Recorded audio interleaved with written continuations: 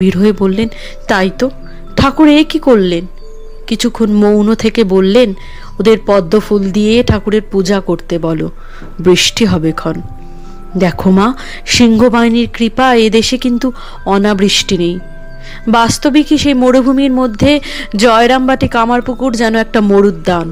চারপাশে কেমন সবুজ, কুয়ো জলে ভর্তি, পুকুরগুলো টলমল করছে, আমোদরে সর্বদা জল।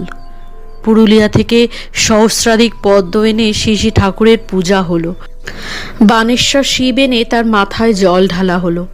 বহু লোক দ্বারকেশ্বর নদীর ধারে একত্রেশ্বর শিবের মাথায় জল দিয়ে এলো। দুপুরের কিছু পরেই আকাশ কালো মেঘের আনাগোনা শুরু হলো। বিকেল 4:30 প্রবল বৃষ্টি শুরু হলো, টানা 4-5 ঘন্টা ধরে চলল। পরের দিন সকালে দেখা গেল কুয়ো, খাল, বিল, নদী, নালা সব জলপূর্ণ।